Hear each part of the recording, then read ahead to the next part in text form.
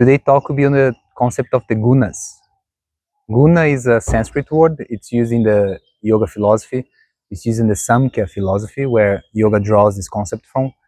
And basically the translation of that to be quality or characteristics. And it's a way of describing the function of things in the world. But more specifically, when we use in the yoga field, it's to relate to the characteristics or the qualities of the mind.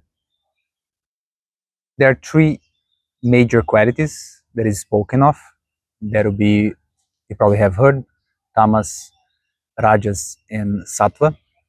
I will try to use the least possible Sanskrit words from then on, but that's just an introduction, so for you to know the background of this discussion. Now, two of those qualities we are trying to avoid: the quality of agitation and the quality of lethargy.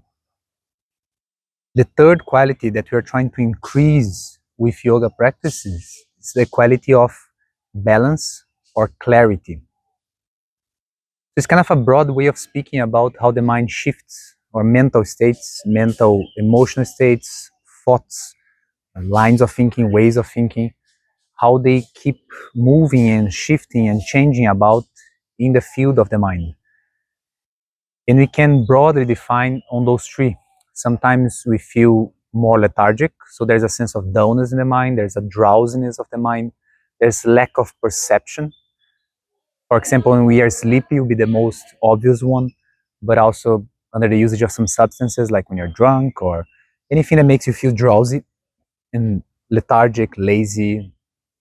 There's difficulty of moving the attention, expanding the attention, and difficult to know what's going on. It's like kind of swimming in a foggy ocean. Then the quality of agitation is when there's a lot of movement on the mind. So there's a sense of being pulled and pushed in terms of thought, in terms of feeling. So there's this sense of no stability. Agitation, that's felt as anxiety, that's felt as in extremes of anxiety, of panic. But this tendency at that moment of the mind to keep being pulled apart. Of course, when I say mind here, we have to include the body as well. We know that we are agitated also because of the experience of the body, not only because of the way of thinking or the content of thinking. We know that we are lethargic or drowsy because normally the body feels as such as well. So although I'll be speaking mostly about the mind, we can't precisely separate one from the other. The experience of one of these qualities will be bound to the body as well. Although I'm focusing on the conception here of the mind. And then the third quality, which is the one you're trying to prove, the sattva quality, is the quality of balance or stability or clarity, which are moments when in our mind we feel neither of those two other states. We don't feel drowsy or lethargic, but also we don't feel agitated. So there's a sense of presence. It's almost like a boundless sense of presence on the mind. And also it doesn't mean that the mind will be like a vegetable, like a plant on a pot. It's just there. The mind still have dynamic motion or fluctuations, but there's that feeling of never going too far. So that's the difference. The sense of clarity is, I know what I'm thinking of, I know where my attention is moving to, I know if I'm having a feeling or an emotional state, but I do not feel like as if I'm being pulled apart by it. I don't feel out of control, although there's an experience happening. This sense of clarity, it's important in the yoga pathway because that experience of the mind, this sense of presence, of boundless attention, or present attention, or still experience, it's closer to the experience of pure consciousness, which is what the yoga tradition aims at experiencing, which is the experience of consciousness without a unitary consciousness, without being broken or moved by mental experiences such as memory, imagination, and so on.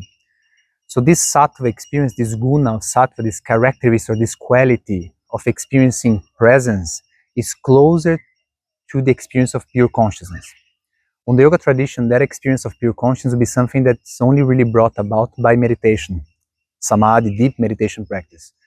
But in day-to-day living, this transformation of the mind to be more sattvic, to be more stable, is closer to what will be the experience of pure consciousness. So there's a great importance there, because it almost like it shows the possibility of meditation, and it paves the way for meditation.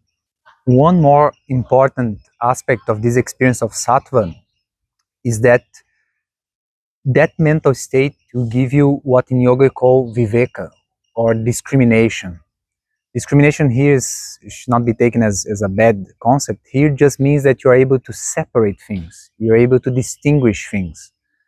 What I mean is, when you're very agitated or when you're lethargic, it's complicated to have a sense of being a little bit of an observer, to know what is it that is going on. Again, there's a sense of being almost like a victim, of being pulled apart by the mind itself. So you lose that root of an observer, of consciousness, of who is it that is having this experience. No, I'm just being pulled in all different directions, as if someone is pulling me by the arm to one side, someone is pulling me by the arm to the other side. Now that sattva moment, that sense of presence, allows you to rest a little bit more on the sense of the observer or the experiencer, and it gives this sense of discrimination. I know what I'm thinking of, I know what I'm feeling, I know which direction my thought process is leading me to, I know which type of thought processes gives rise to such and such emotion.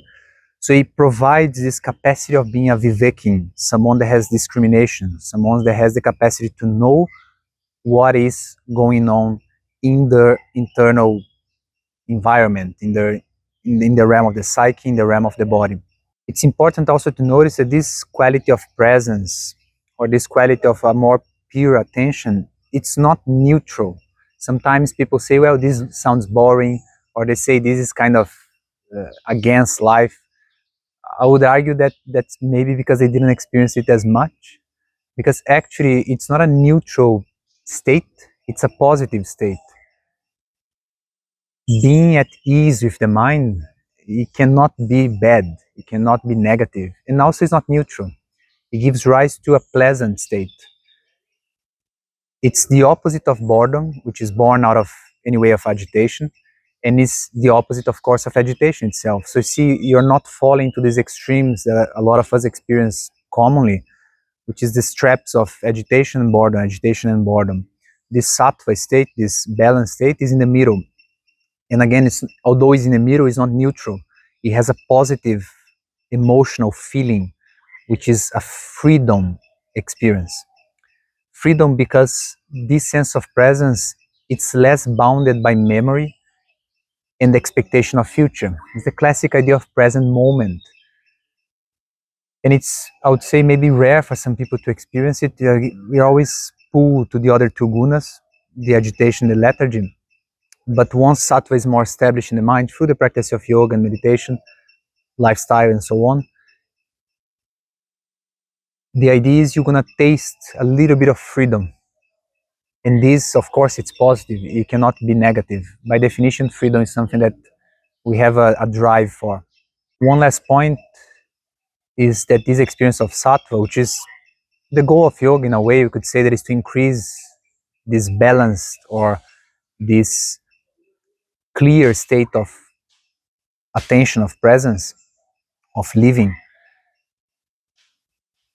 I like the name that Franz Moers gave to his translation of the Yoga Sutras, which was liberating isolation. I think it's a very good term that he found. This state of calmness on the mind actually liberates us from the isolation of living in our own realm. When we are agitated, we are trapped in the contortions of the mind. We are trapped in the squeezing of memory, or the pressing of memory, or we are trapped in the pull of something that is not present, such as anxiety or imagination regarding the future.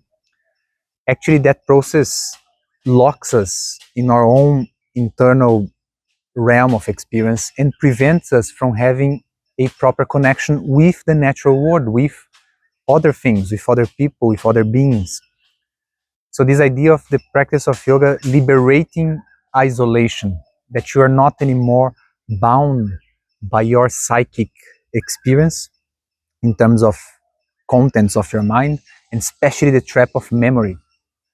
But once this quality of stillness and free presence is repeated and becomes somewhat part of your normal experience of personality, you feel more and more liberated from the sense of isolation that so many of us experience.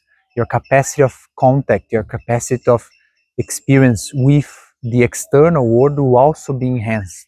Because if the mind is not going there, if the mind is not going there, it means it must be here. And then here is the quality of presence, and the quality of presence is the quality of connection. So that's a very good expression to liberate isolation by the development of this guna, this character, this quality of sattva in the mind.